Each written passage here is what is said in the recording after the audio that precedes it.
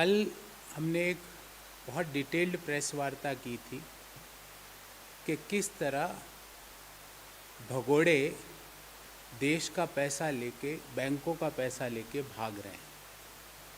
उसी को आज हम और अधिक साक्ष्य और अधिक उसके आरटीआईज के रेस्पॉन्सेज हैं और अधिक एविडेंसेस लेके आए हैं और कुछ सवाल सरकार के सामने रखना चाहेंगे। शहंशाह ने वादा किया था $5 ट्रिलियन की इकोनॉमी बनाने का और शहंशाह ने दे दिया $5 ट्रिलियन का धोखा।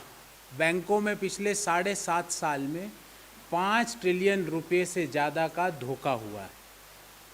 और ध्यान रहे, ये मैं नहीं कह रहा, एक आरटीआई रेस्पॉन्स में ये पता लगा कि ये धोखेबाज और धोखे वाले लोग हैं। इनसे रिकवरी 2020-21 में 0.7% हुई, मतलब 5.35 ट्रिलियन अर्थात 5,35,000 करोड़ का पिछले 7.5 साल में बैंकों से धोखा हुआ। और कौन है वो धोखेबाज, उनकी नाम भी गिनाऊंगा आपको। और ये लिस्ट ऐसे बढ़ रही है जैसे मतलब जो कोरोना का संक्रमण जिस तरह बढ़ा था सेकेंड वेव में, वैसे इन धोखेबाजों की लिस्ट बढ़ती जा रही है। $5 ट्रिलियन का किया था वादा और दे दिया देश को $5 ट्रिलियन का धोखा। एवरेज पिछले 7.5 साल में प्रतिदिन बैंकों का धोखे में रकम जो डूबी है वो 195.5 crore 195.5 crore rupees is the average loss to the banking industry due to the frauds committed। मतलब अभी हम प्रेस कॉन्फ्रेंस आज जब ख़त्म करेंगे तो आज 195.5 करोड़ का धोखा बैंकिंग इंडस्ट्री के साथ फिर एक और हो जाएगा। ये एवरेज है। As per RTI response in धोखेबाजों से 2020-21 में जो रिकवरी हुई है वो 0.7%, 0.7%। और मॉडल क्या बना है? Ease of looting banking industry. Model बना है ease of committing frauds. Model बना है लूट एंड एस्केप, लूटो और भागो। बैंकों का पैसा लूटो और भाग जाओ। और सुदूर विदेशी लोकेशंस पर, समुद्री तटों पर उनकी फोटोएं देखने को मिलती है जो देश का पैसा लूट के भाग रहे हैं। अभी देश के इतिहास का सबसे बड़ा बैंकिंग फ्रॉड हुआ 22,482 करोड़ रुपए का, देश के इतिहास का। आज तक पिछले 75 साल में कई रिकॉर्ड बनाए। पिछले 7.5 साल में मोदी जी ने देश को सबसे बुरी बेरोजगारी दी, देश की जो वो होलसेल प्राइस इंडेक्स है वो 12 साल के सर्वोच्च स्तर पे पहुंचाया, रुपये को डॉलर के मुकाबले एशिया की सबसे निम्नतम करेंसी घोषित करवाया। और अब बैंकिंग इंडस्ट्री का सबसे बड़ा धोखा जो अभी हुआ उसमें 22,842 करोड़ 22,842 करोड़ रुपी is the fraud committed by a company named as ABG Shipyard। ये शिपयार्ड वाले क्या कर रहे थे उसका ब्यौरा आज लेके आया हूं। इन्होंने 22,842 करोड़ का धोखा किया बैंकिंग इंडस्ट्री के साथ। और 5 साल तक सरकार ने क्या किया आपको पता है? ये धोखा आज समाचार पत्रों में आज बाहर आ रहा है, पर सरकार को इसकी जानकारी 2017 में ही थी और उसके भी साक्ष्य हैं हमारे पास। 5 साल तक सरकार खेलती रही ऑफिस फाइल। कभी वहाँ उस ऑफिस में फाइल भेजती, कभी एसबीआई सीबीआई को फाइल भेजते, कभी सीबीआई से फाइल वापस एसबीआई में आती। और वो 5 साल तक आराम से धोखेबाज घूमते रहे। और अभी कहाँ हैं उसके बारे में भी आपको जानकारी दूंगा। मोदी गवर्नमेंट का एक ही स्कीम है, लूटो भागो।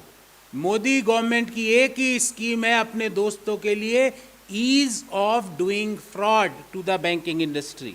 और ये लिस्ट में कौन कौन है? सर्वप्रथम छोटा मोदी, दूसरे हमारे मेहुल भाई, तीसरे अमी मोदी, चौथे निशाल मोदी, पांचवें ललित मोदी, छठे विजय माल्या, सातवें जतिन मैथा, आठवें चेतन संदेशरा, नौवें नितिन संदेशरा और अभी 10वां नाम एक इनका जुड़ा है जिनका नाम है ऋषि अग्रवाल। ये ऋषि अग्रवाल इनसे 9 लोगों से थोड़ा आगे निकले हैं, 9 लोगों से, क्योंकि इन्होंने देश का सबसे बड़ा बैंकिंग फ्रॉड किया। टोटल जो फ्रॉड हुए पिछले 7 सालों में वो मैंने आपको बताया, पर मैं अब आपको क्रोनोलॉजी समझाता हूँ कि ये फ्रॉड कैसे हुआ।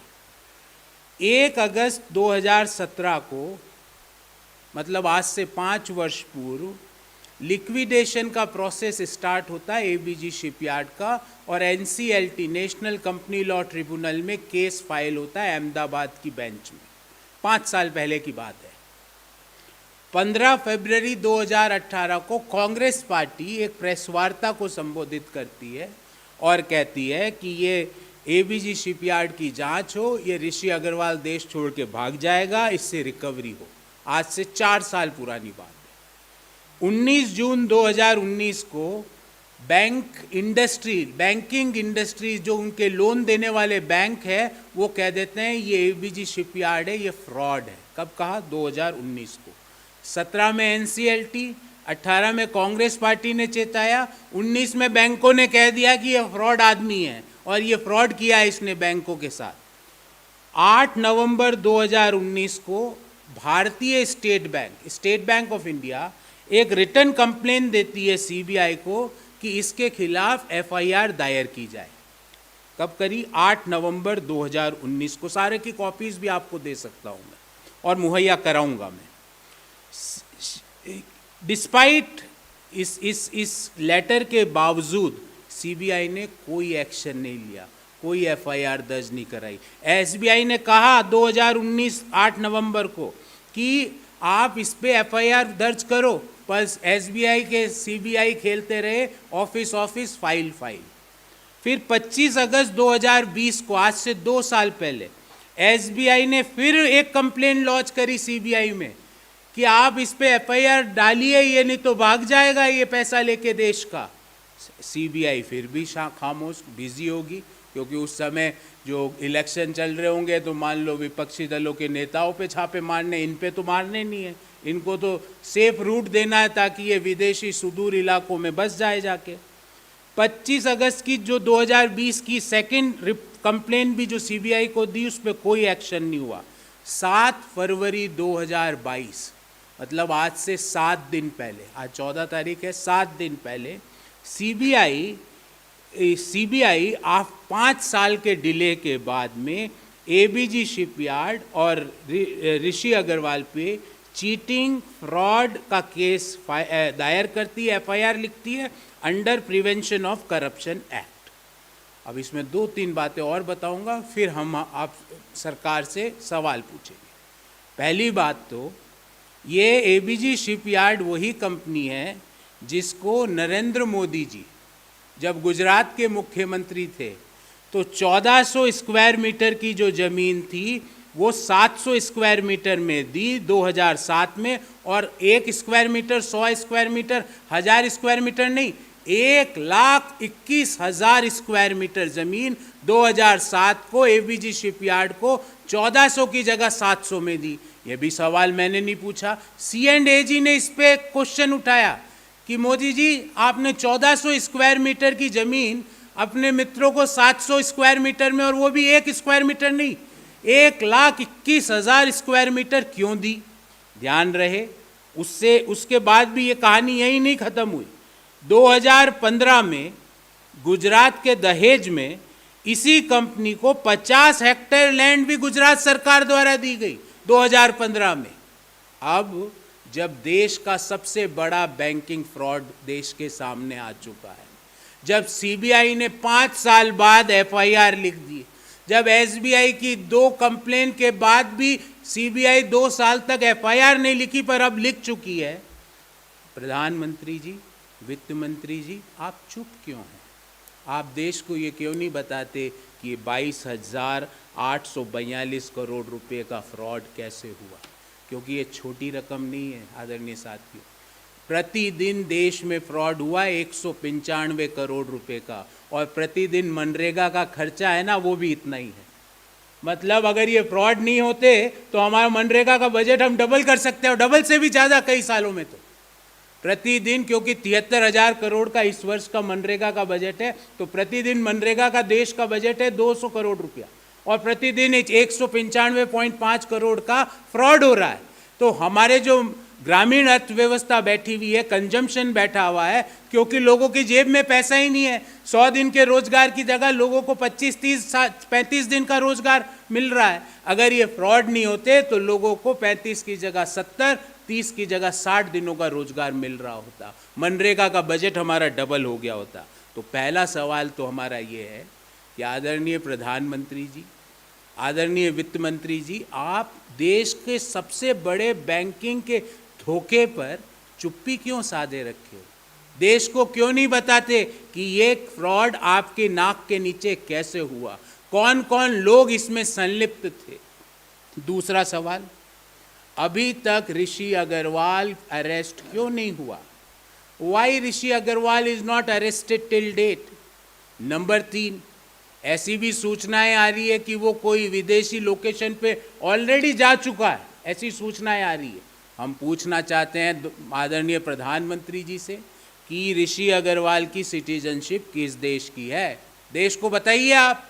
और उसने कब, अगर वो इस देश का सिटीजन नहीं है तो कब उसने सिटीजनशिप चेंज करी? क्योंकि पिछले 5 साल से तो उसकी कंपनी का केस NCLT में चल रहा था।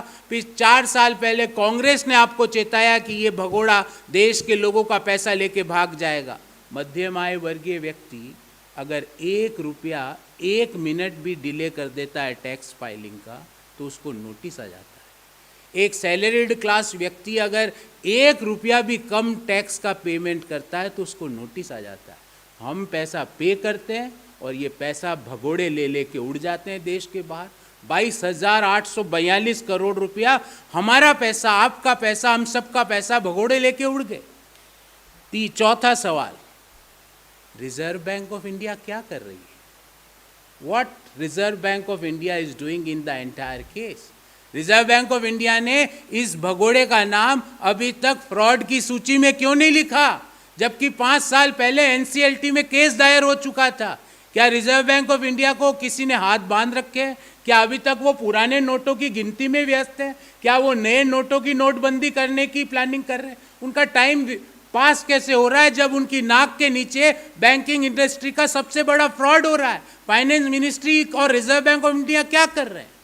5वां सवाल, कि जब प्रिंसिपल अपोजिशन पार्टी कांग्रेस ने 4 साल पहले सरकार को चेताया कि ये भगोड़े देश का पैसा लेके भाग जाएगा, ये ABG शिपयार्ड को रोको, ये देश की सबसे बड़ी लूट का एक मॉडल बन जाएगा, 4 साल तक सरकार ने उसकी, हमारी डिमांड की अनदेखी क्यों की?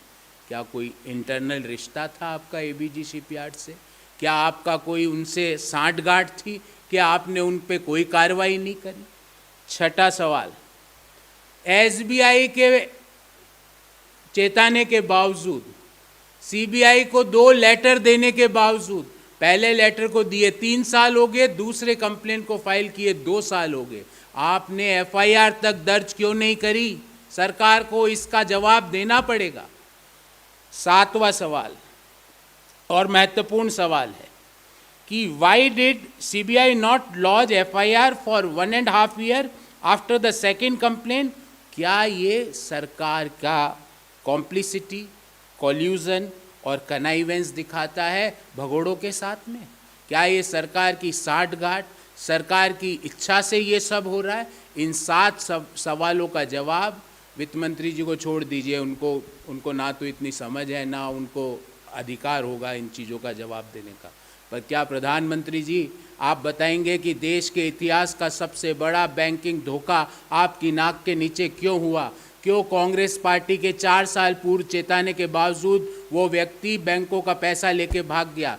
क्यों हमारे मनरेगा के बजट के बराबर प्रतिदिन बैंकों का फ्रॉड हो रहा है? आपने वादा किया $5 ट्रिलियन इकोनॉमी बनाने का और दे दिया $5 ट्रिलियन रुपए का फ्रॉड देश के लोगों को। प्रतिदिन 195.5 करोड़ रुपए का फ्रॉड देश के लोग, और ये कौन भुगत रहे हैं? आप और मैं भुगत रहे हैं, क्योंकि हम तो जीएसटी देते हैं, तेल पे भी देते हैं, साबुन पे भी देते हैं, पेन पे भी देते हैं, हम तो टैक्स भरते हैं। 3 लाख रुपए सालाना इनकम है तो भी देते हैं, 3.25 लाख है तो भी देते हैं, पर ये हम जो पैसा नियमित सरकार को देते हैं वो सरकार के भगोड़े लेके भाग जाते हैं। तो ना तो ग्रामीण अर्थव्यवस्था में आप पैसा लगाते हो, हमारा पैसा, मिडिल क्लास का पैसा, लोअर इनकम ग्रुप का पैसा भगोड़े देश से लेके भाग रहे हैं। तो ये loot and escape model, ease of committing fraud model, इसके जनक आप सब लोग हैं। इस मॉडल से देश को जो नुकसान हो रहा है उसके बारे में आपने चुप्पी क्यों साध रखी? तो आदरणीय, I will brief you in English in short and thereafter we will take questions.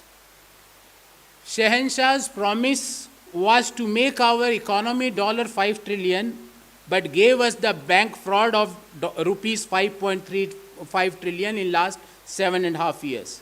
Average fraud to the banking industry per day in last 7.5 years is rupees 195.5 crore per day. As per RTI response by Reserve Bank of India, recovery rate of these frauds in the year 2021 is 0.7%.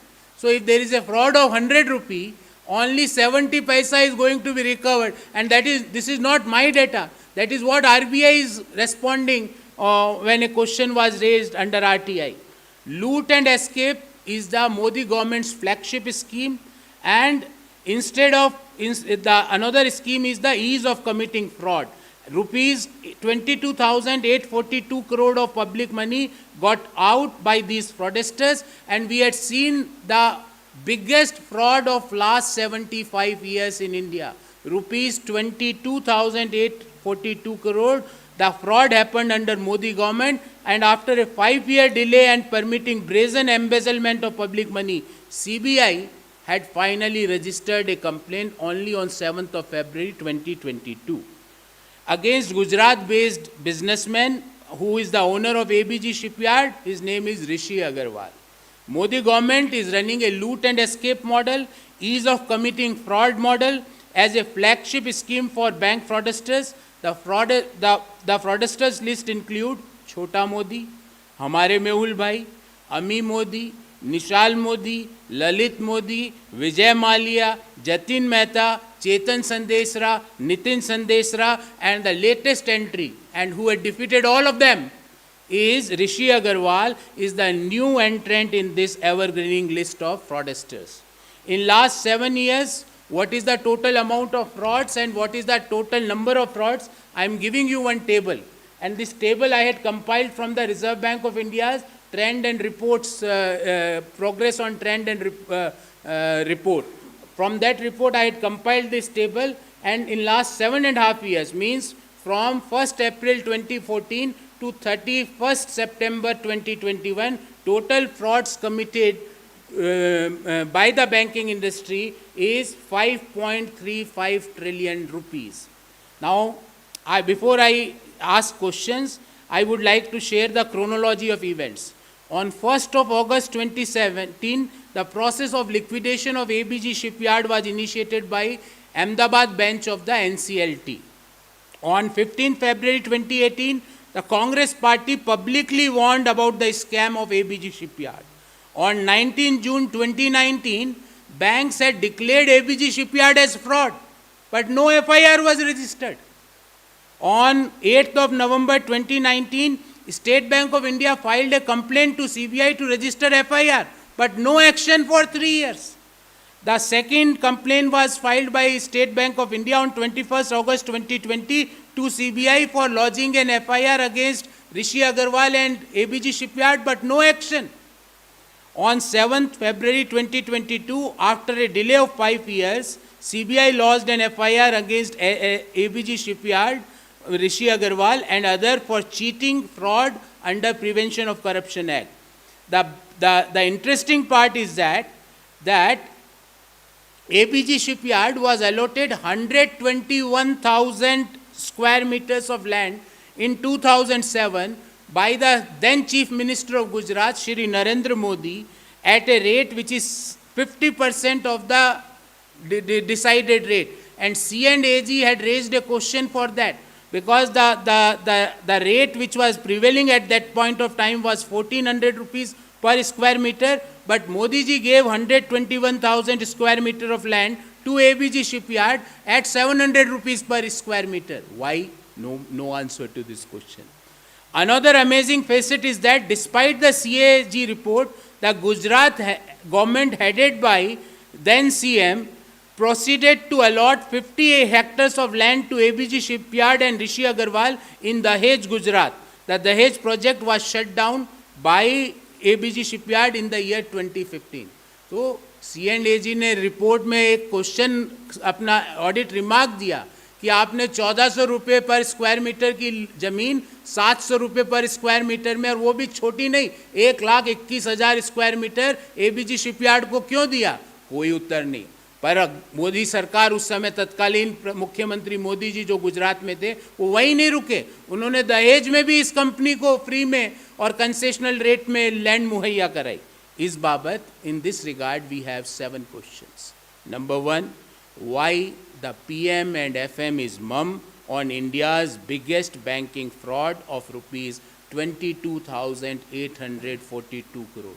You know, 22,842 crore is 32% of our Manrega budget. Means the entire budget for the Manrega for the entire country, the 32% of that is the fraud committed by one businessman, and government is silent. Prime Minister is silent, Finance Minister is silent. Number 2, why Rishi Agarwal, who is the promoter of the ABG shipyard, is not arrested till date? Forget about arresting. You, me and other people had not seen him. Where is he? Number 3, what is the status of Rishi Agarwal's citizenship? Is he having dual citizenship? Is he still the citizen of India? Had he relinquished the citizenship of India and took another country's citizenship? Why government is not disclosing all those things? And who is helping him in the Modi government in last 7 years for doing all those things? Number 4, why Reserve Bank of India's data doesn't reflect the ABG fraud, and why RBI is behaving as a mere spectator without any action? What RBI is doing? What RBI's inspection department is doing, what the Deputy Governor of Reserve Bank of India, who is heading the inspection department, why he is mum, why he is not making any statement when banking industry is facing the biggest ever banking fraud since independence. Number 5, why did Modi government refuse to take note of public allegation made before 4 years ago by the principal opposition party, that is Congress party, warning of a scam in a ABG shipyard? Why Prime Minister had not initiated any action? Number 6, why SBI's complaints were ignored? The first complaint was made by State Bank of India in the year 2019. The second complaint was made by State Bank of India in 2020. Why government had not initiated any action? Had they initiated any action, the chances of recovery from this Bhagoda will be better. The chances of recovery from this fraudster will be higher. Why government was mum at that moment of time? And last but not least, does this not prove the complicity, collusion and connivance of those sitting in the highest echelons of power in the Modi government? So these are our 7 questions. I hope Prime Minister will answer, because Honorable Finance Minister can't understand these things, and historian who is acting as a Reserve Bank of India's governor, he doesn't understand what all these things are happening. I hope Prime Minister is going to answer all these things. I am open for questions, if any, on this topic, and thereafter if you have any question on other topics, I will try to answer.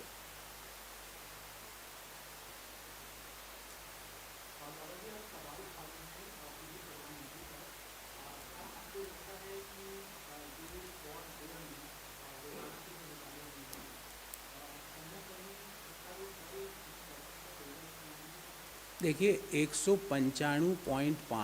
195.5 crore banking industry के साथ इतने 195.5 करोड़ का धोखा प्रतिदिन हो रहा है। प्रतिदिन हमारा मनरेगा का बजट है 200 करोड़ रुपए, जितना हम मनरेगा पे खर्च करते हैं उतना ही पैसा हमारे ये लूटने वाले फ्रॉडस्टर्स हमारे बैंकों का पैसा लेके भाग जाते हैं। क्यों क्यों ऐसा हुआ कि जो बैंक इंडस्ट्री का फ्रॉड पहले इससे 10% पर था, वो 2014 से लेके अब तक 5.35 ट्रिलियन मतलब 5,35,000 करोड़ का हुआ। क्यों ऐसा हुआ कि स्टेट बैंक ऑफ इंडिया की लेटर आप इग्नोर कर रहे हो, सीबीआई उस पर एफआईआर दर्ज नहीं करा रही, 3-3 साल तक, 2-2 साल तक एफआईआर दर्ज नहीं कर पा रही। क्यों ऐसा हुआ कि जब कांग्रेस पार्टी सवाल पूछ रही है उसके 4 साल तक आप कोई एक्शन नहीं ले रहे। क्यों ऐसा हुआ कि जब एनसीएलटी ने केस दर्ज किया लिक्विडेशन का, 5 साल तक आपने एफआईआर तक दर्ज नहीं की, आपने एक नए पैसे की रिकवरी नहीं की। इन चीज़ों का कारण प्रधानमंत्री को बताना पड़ेगा।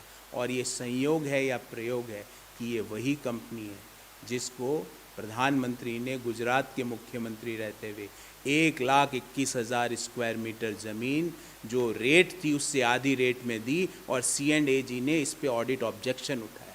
क्या ये संयोग है या प्रयोग है कि प्रधानमंत्री ने गुजरात के मुख्यमंत्री रहते हुए दहेज गुजरात में 50 हेक्टेयर ज़मीन इस कंपनी को दी? क्यों दी? इन सवालों का जवाब देना पड़ेगा। क्यों ये लिस्ट बढ़ती जा रही है? छोटे में मोदी से चालू हुए, हमारे मेहुल भाई पर आए, अमी मोदी, निशल मोदी, ललित मोदी, चेतन संदेशरा, नितिन संदेशरा, माल्या, जतिन मेहता और ये एक नए ऋषि अग्रवाल। ये सब क्यों प्रधानमंत्री जी से इनके निजी ताल्लुकात हैं? क्यों ये फ्रॉडस्टर्स, उन्हीं वो फ्रॉडस्टर्स, बड़े फ्रॉडस्टर्स वही हैं जिनके साथ प्रधानमंत्री जी की फ़ोटोज़ हैं, जिनके साथ प्रधानमंत्री जी के पुराने रिश्ते हैं? क्यों ऐसा हो रहा है? इन सवालों का जवाब प्रधानमंत्री जी दीजिए, बाहर आके अपनी चुप्पी तोड़िए। ये मध्यम आय वर्गीय लोगों का पैसा है जो उन्होंने अपना डीए नहीं लेके आपको दिया था ताकि आप उससे अस्पताल बनाएं, और आपने जो उन लोगों का जो उनका डीए जो मार के जो पैसा इकट्ठा किया ना, वो फ्रॉडस्टर्स लेके भाग गए। जो आप और मैं अगर ये पानी की एक बोतल भी खरीदते हैं ना तो इस पे जीएसटी देते हैं, हम जीएसटी देते हैं और ये फ्रॉडस्टर्स हमारा जीएसटी लेके भाग जाते हैं। जो मनरेगा का पैसा मिलना चाहिए था उतना के उतना इन भगोड़े और धोखेबाज हमारा देश का पैसा लेके भाग गए। क्यों? इन सवालों का जवाब तो देना पड़ेगा। जी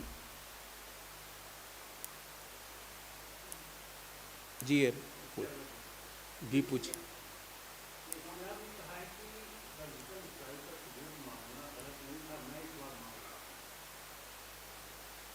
कौन? अच्छा, देखिए, हम यहाँ पे डेवलपमेंट और गवर्नेंस के मुद्दों पे बात करते हैं। हम यहाँ पे आज जो पुलवामा के हमला हुआ उसके आज कई हमारे भारत माँ के वीर सपूत शहीद भी हुए, हम उनको नमन करते हैं। पर सवाल महत्वपूर्ण ये है कि 45 साल की सबसे बुरी बेरोजगारी आज क्यों है? सवाल महत्वपूर्ण ये है कि 75 साल का सबसे बुरा बैंकिंग फ्रॉड आज क्यों है? सवाल आज ये है कि आप और मैं, हमारे परिवार में हमारे छोटे भाई की नौकरी क्यों नहीं लग रही? हमारे पिताजी की जो सैलरी है वो आधी क्यों रह गई है? हमारी स्वयं की सैलरी है वो 4-4 महीने से लेट क्यों मिल रही है? महत्वपूर्ण सवाल ये है। बाकी हम जो लोग शहीद हुए उनका नमन करते हैं। कई सवाल हैं उसमें, कई सवालों का जवाब सरकार ने नहीं दिया अभी तक, पर आज मुख्य मुद्दा है लोगों के विकास का मुद्दा। हम ऐसी बातें करके और अभी इन चीज़ों में आज पैसा देश का लेके भगोड़े भाग रहे हैं, हमें उनसे पैसा देश का वसूलना है। आपका और मेरा टैक्स का पैसा, हम एक जोड़ी कपड़ा नहीं खरीद रहे हैं क्योंकि हम टैक्स दे रहे हैं, और हमारे एक जोड़ी कपड़ा नहीं खरीदने के कारण जो पैसा बच रहा है वो भगोड़े 22,842 करोड़ रुपए लेके चले गए। तो मुख्य मुद्दे ये हैं जो राव साहब ने बोला है वो जाने, मैं उस पर कोई टिप्पणी नहीं करता। पर मैं पुलवामा में भारत माँ की जो वीर शहीद हुए उनका नमन करता हूँ। पर कई ऐसे सवाल हैं जिनका उत्तर भारत सरकार ने आज तक नहीं दिया है। I am telling you that there are many questions which were not answered, but prominent questions today in 2022 14th February is that Shahenshah's promise was to make $5 trillion economy and he gave us 5 trillion rupees of bank frauds. prominent question today is that average fraud in last 7.5 years is 195.5 crore rupees per day. Prominent question today is that the recovery from these frauds in 2021 is 0.7%. तो हमारा पैसा लोग लूट के भाग रहे हैं, तो इन चीज़ों का हम आज महत्वपूर्ण सवाल ये है।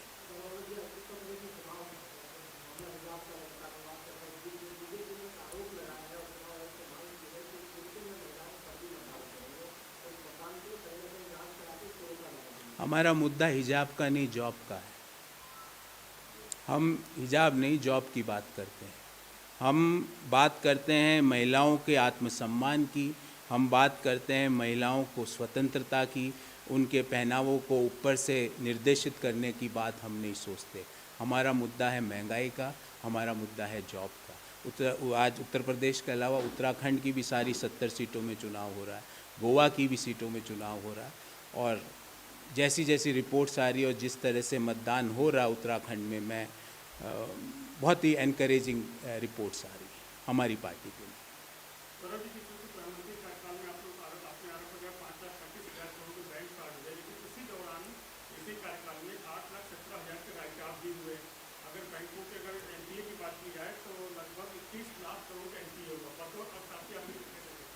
बतौर अर्थशास्त्री मैं ये कहना चाहता हूँ, आप और मैं टैक्स भरते जाएंगे और ये एनपीए राइट ऑफ और फ्रॉड करवाते जाएंगे। यही इकोनॉमिक मॉडल है।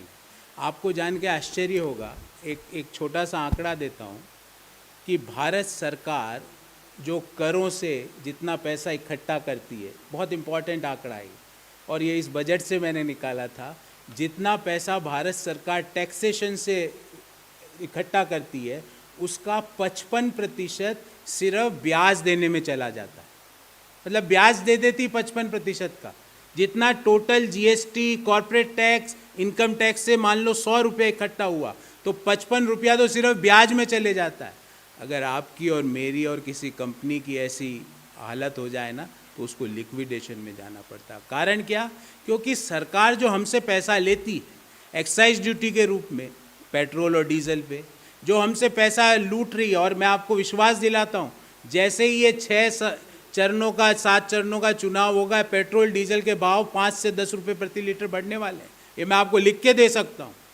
तो जो हमसे पैसा लूटा जाता है वो पैसा बैंक या तो राइट ऑफ कर देते हैं, या बैंक एनपीए हो जाते हैं, या ऐसे फ्रॉडस्टर्स लेके भाग जाते हैं। क्या मुझे आप बताइए, क्या आपने 1 रुपये का भी होम लोन फ्रॉड सुना?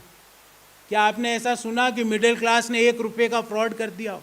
अगर वो एक दिन भी ईएमआई देने में देरी कर देता है तो बैंक वाले उसका फ़ोन कर करके उसके घर स्वयं पहुंच जाते हैं और उससे पैसा ले लेते हैं। वो अपने मतलब खाने पीने की ज़रूरतों को कम करके पैसा बैंक को देता है। और ये लोग हमारे बजट का, मनरेगा के बजट का 32% तो एक ऋषि अग्रवाल जैसा धोखेबाज पैसा लेके चले गया। 32% देश के मनरेगा का बजट एक फ्रॉडस्टर लेके भाग गया। अगर हम ये सब छोटे मोदी, हमारे मेहुल भाई, अम्मी मोदी, इनको सबको जोड़ दें तो मैं आपको विश्वास दिलाता हूँ कि आपका और मेरा इनकम टैक्स ज़ीरो हो जाए। इतना इन्होंने फ्रॉड किया है, इतना इन्होंने बैंकों को एनपीए दिया है। अगर नितिन संदेशरा, चेतन संदेशरा, जतिन मेहता, माल्या और हमारे मेहुल भाई, इन सबको जोड़ दें तो आपका और मेरा income tax, personal income tax nil कर सकते हैं। पर इनकी प्रायोरिटीज़ अलग है। इनकी प्रायोरिटी ये है जो हमारा पैसा टैक्स से आ रहा है वो उनको दे दो, और जो डे टू डे एक्सपेंडिचर के लिए सरकार को खर्चा चाहिए उसके लिए लोन ले लो। आज स्थिति ये है कि जो प्रति व्यक्ति, हिंदुस्तान के प्रति व्यक्ति पे कर्ज 2014 में 42,000 करोड़ था, वो आज 42,000 रुपये था, वो आज 1 लाख रुपये हो गया। मतलब आपके ऊपर कर्ज 42,000 रुपये था 2014 में, मेरे ऊपर कर्ज 42,000 रुपये था 2014 में, आज आपके और मेरे ऊपर 1 लाख रुपये कर दिया इन्होंने। इन चीज़ों का सवाल देना मोदी सरकार को पड़ेगा। और रही बात ये कब तक चुप भी रखेंगे, हम सवाल पूछेंगे। आप लोग भी प्रमुखता से इसको जब अपने चैनल पे या समाचार पत्रों में प्रकाशित करेंगे, जवाब तो इन चीज़ों का उन्हें देना पड़ेगा।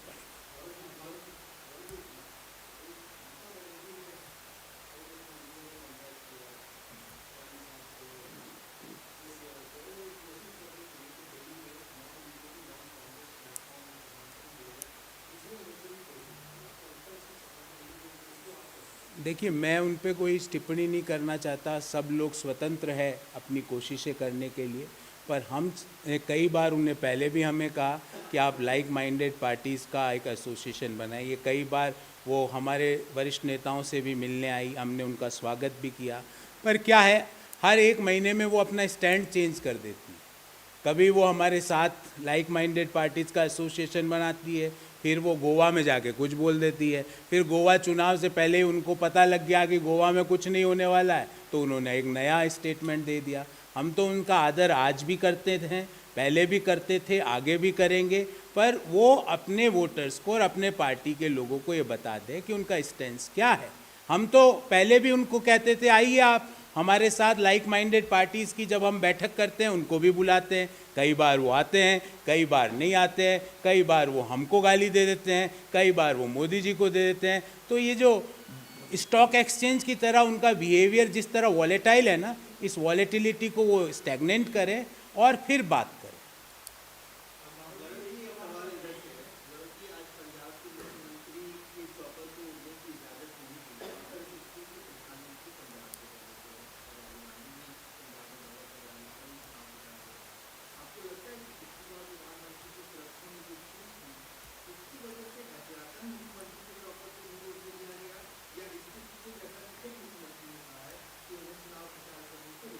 देखिए, हमने तो उन्हें उस समय भी कहा था कि आप जांच करवाइए। आपकी सुरक्षा की जिम्मेदारी एसपीजी की है, जो प्रधानमंत्री कार्यालय को और गृह मंत्रालय को रिपोर्ट करती है। तो क्यों गृह मंत्री प्रधानमंत्री की सुरक्षा में चूक करवाना चाहते हैं, मुझे नहीं पता। क्या उस हम तो पहले भी कह रहे थे जांच करवाइए, क्या उस 20-25 दिन पहले की घटना का क्या आपके पास जांच की कोई रिपोर्ट आई क्या? समस्या ये है कि प्रधानमंत्री जी वर्चुअल प्लेटफॉर्म पे भाषण देते हैं तो 6 लॉगिन मिलते हैं, 6। समस्या ये है कि और मैं नहीं कह रहा, मैं आपको फोटो भेज दूंगा। और जब 6 लोग इस लाइव देख रहे थे तो उन्होंने लाइव वो नंबर दिखाना बंद कर दिया। समस्या ये है कि प्रधानमंत्री जी जब पंजाब गए तो उस समय 500 लोग ही थे। तो अब इसमें चन्नी जी या सिद्धू जी या कांग्रेस पार्टी क्या करें? अब 500 बंदे ही आए उनको सुनने, तो हम क्या करें? जब उनको वर्चुअल रैली में सिर्फ 6 लोग ही सुनने आ रहे हैं, तो मैं और आप क्या करें? प्रधानमंत्री जी हम क्या करें, आप बताइए ना। और रही बात सुरक्षा की, हमने तो कहा आप जांच करवाइए। मुझे लगता है आपकी कमेटी कोई जांच कर रही होगी। क्यों गृह मंत्रालय, क्यों आप प्रधानमंत्री का कार्यालय आपकी सुरक्षा का ध्यान नहीं देते? क्योंकि एसपीजी तो सिर्फ सीधा आपको रिपोर्ट करती है। तो इस तरह की बातें ना करें। बात ये करें कि आपने पिछले 7.5 साल में लोगों के जीवन में क्या सकारात्मक प्रभाव डाला, आपने अपने वादों में आप क्या क्या करने में कामयाब रहे। मैं पिछले 1-1.5 महीने से उत्तराखंड था, मैं रोज़ उनसे पूछता था कि 5 साल की एक उपलब्धि बस, नो नाइदर मोर नॉर लेस। और कई बार तो आप लोगों ने वहाँ पे उनसे पूछा, नहीं बता पाए। प्रधानमंत्री जी आप ये बताइए कि 7.5 साल के गवर्नेंस के मुद्दे पे बात कीजिए, विकास की बात कीजिए, विभाजन की नहीं, परफॉर्मेंस की बात कीजिए, पोलराइजेशन की नहीं, डेवलपमेंट की बात कीजिए, डिवीज़न की नहीं।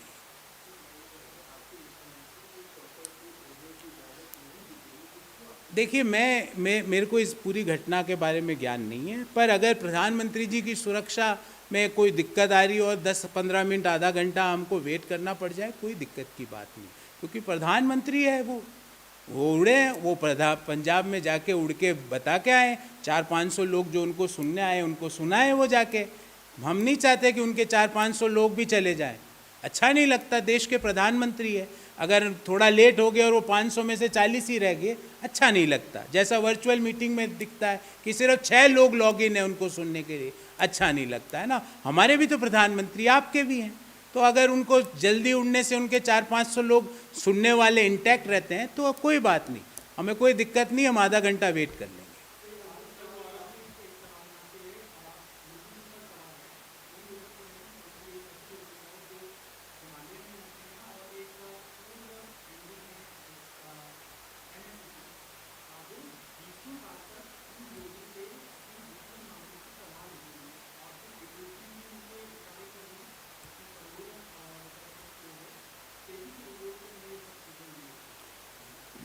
जी, इस बारे में जब तक कोई ठोस मुझे जानकारी, मैंने पढ़ा जो आपने सवाल पूछा, मेरे भी संज्ञान में है, पर जब तक कोई ठोस कागज मेरे सामने ना हो मैं इस बारे में टिप्पणी करने से बचूंगा।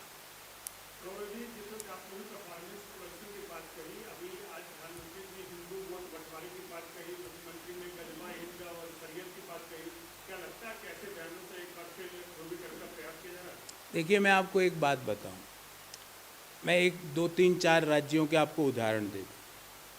उत्तराखंड में हमने बात की 4 धाम 4 काम और उत्तराखंडी स्वाभिमान की। भारतीय जनता पार्टी ने क्या बात कही? और एग्जिट पोल के पहले ही उनके मुख्यमंत्री शिवराज सिंह जी का वीडियो मेरे पास है, आपने भी देखा होगा। बोले बीजेपी तो गई, कहाँ गई मुझे नहीं पता, पर उन्होंने ये बोला बीजेपी तो गई, और उनका और फ्लो ऐसा था, ऐसा नहीं था। तो ये स्टॉक मार्केट्स में जब कहते हैं शेयर तो गया तो नीचे ही मानते हैं। तो उत्तराखंड में ये हो रहा है। पंजाब में आपको मैं पुनः बताना चाहता हूँ, जैसा आपने भी सवाल पूछा, अब बंदे ही नहीं आ रहे सुनने प्रधानमंत्री को, तो आप और मैं क्या करेंगे?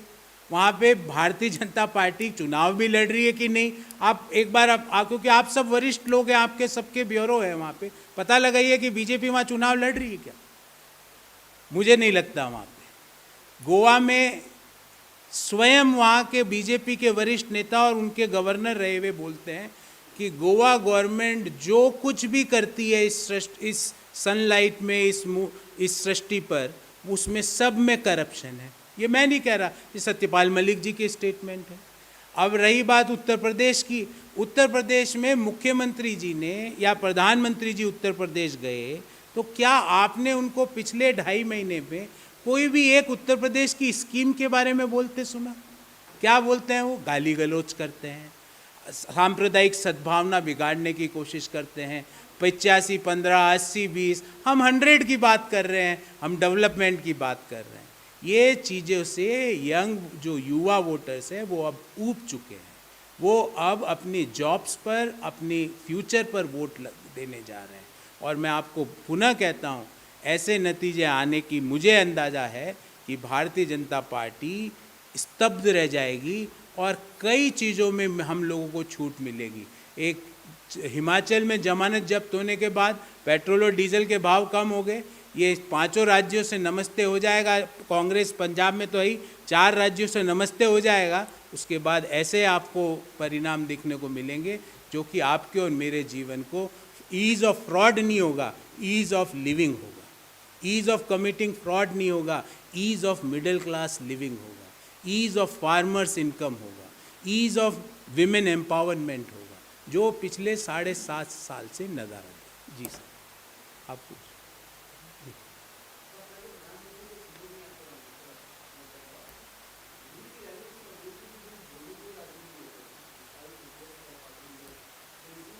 सिद्धू जी ने 57 से ज़्यादा कॉन्स्टिट्यूएंसीज़ में जाकर व्यक्तिगत रूप से एड्रेस किया।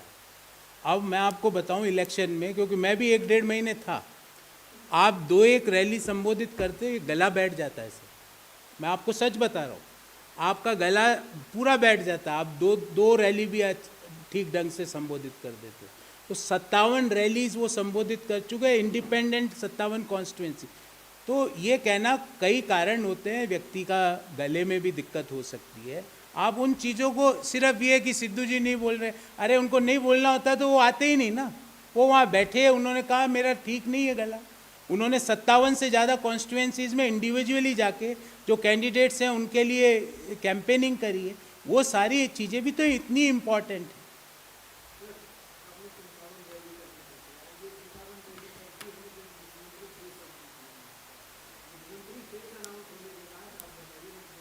उन्होंने मुख्यमंत्री फेस अनाउंस होने के बाद भी 6 रैलीज को इंडिपेंडेंटली संबोधित किया। नहीं, मैंने कहा क्योंकि वो जो आप दिन बता रहे हैं वो मुख्यमंत्री का फेस अनाउंसमेंट के 5 दिन बाद की घटना है। तो उन 4 दिन में उन्होंने 6 से 7 इंडिपेंडेंट कैंडिडेट्स के लिए कैंपेन किया। बहुत बहुत धन्यवाद।